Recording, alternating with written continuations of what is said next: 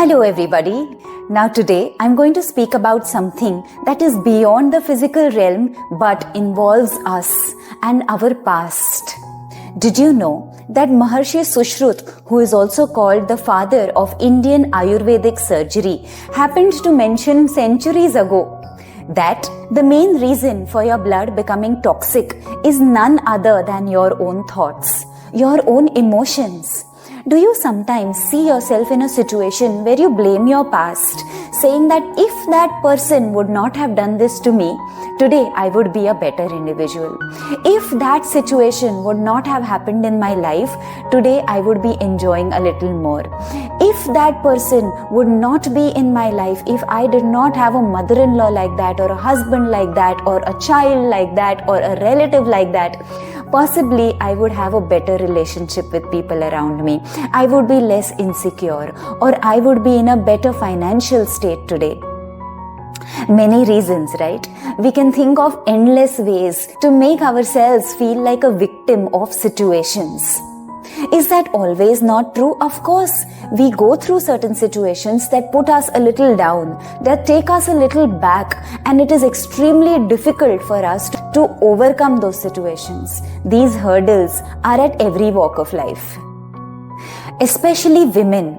Women have this tendency of holding on to things that happened in the past. My husband did this to me. My mother-in-law did this to me. My father-in-law had spoken this during our marriage. Because I did not get so much, because my father did not give so much of dowry, they had a problem. There will be so many other issues. I'm not saying that none of them is valid. They are all valid. If something can shake our emotions, then accept it. It is truly valid. And unless and until we accept the situation and understand how to face it, we will continue to be in that rigmarole of that entire situation, and we will go on into that vicious circle not knowing how to come out of it. Did you know that women particularly have this problem? They feel that if they have certain emotions, they should keep it aside because first they are supposed to take care of their family. First they are supposed to take care of their husbands, take care of their children, take care of their in-laws. And my emotions, my personal feelings, I will deal with them a little later. What happens when you suppress your emotions on a continual basis? And this is not just specific to women, also men who have been trained as a society to be able to believe that you are the man, you should not cry. And in the process of that, you keep suppressing your emotions to such an extent that it is only making your own blood toxic.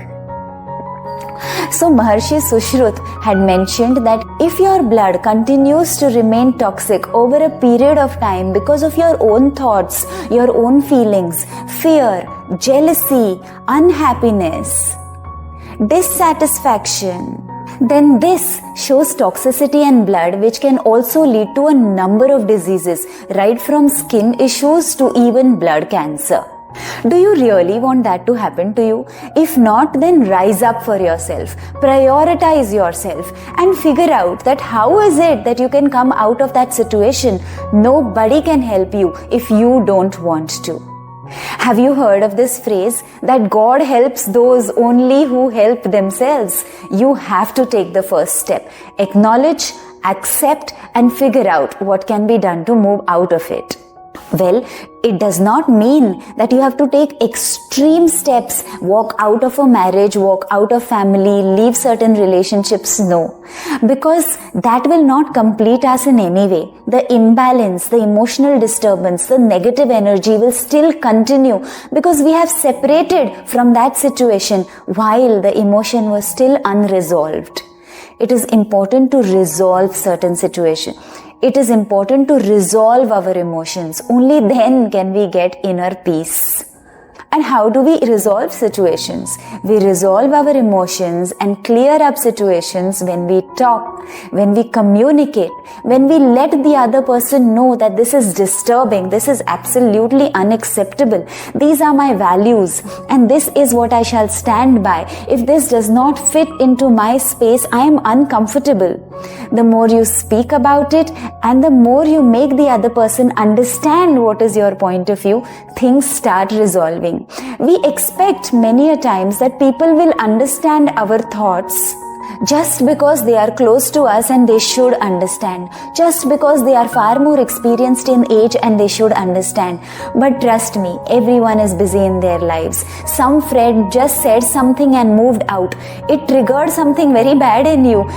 You kept on lingering that thought in your mind.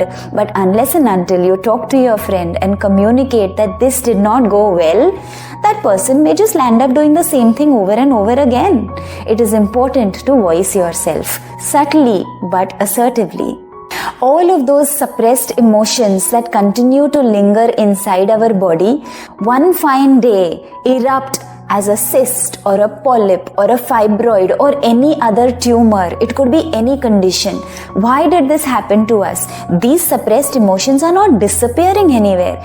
They are just getting suppressed into our body and erupt one fine day as a disease. It can even be severe hormonal imbalances. How much ever ideal it may sound, it is necessary to forgive and forget.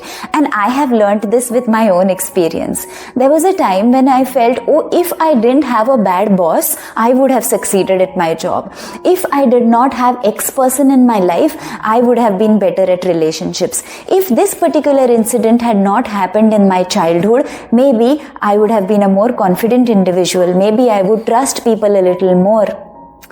Yes, I went through the same cycle. But what really helped me come out of all of this and helped me release all of those negative emotions is when I just did self-introspection and I figured out that it is necessary to forgive and forget. Not for that person who has troubled me, but it is necessary to forgive and forget for my own self, for my own healing, mentally, socially, physically.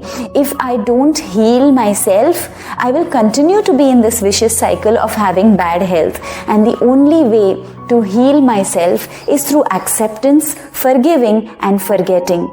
It is a selfish act that you will do towards yourself, but that selfish act sometimes gives phenomenal results.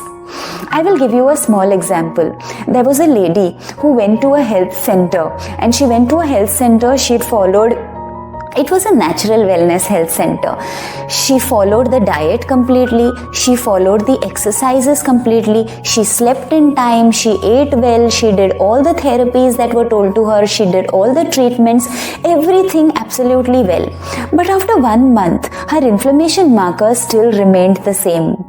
Her condition still remained the same and she was not able to come out of her diseases. Why did this happen? Simply because she did not control her mind. Getting into spiritual activities, having faith in God, being a little mindful of how we treat others and how others treat us, simply just being conscious of our own mind, our own thoughts, our own self can make a significant difference to our health. So the challenge is to learn to forgive and forget. I know it is not easy. Sometimes a lot of us have gone through traumatic situations in life or even in our childhood. It is important to address them because these unresolved emotions can be very fatal to our future lives or even the people around us. If required, take external support. Talk to somebody who you can share, or maybe you may even want to go and meet a psychologist. Check what suits your situation the best and do what is essential. But follow the path of forgive and forget and surrender yourself to God. Because when you surrender, you believe in that universal energy, that universal power that is going to ultimately take you towards the right path, provided you choose the right conditions, you choose the right environment, and you tame your mind. Let's meet in another challenge. Namaste.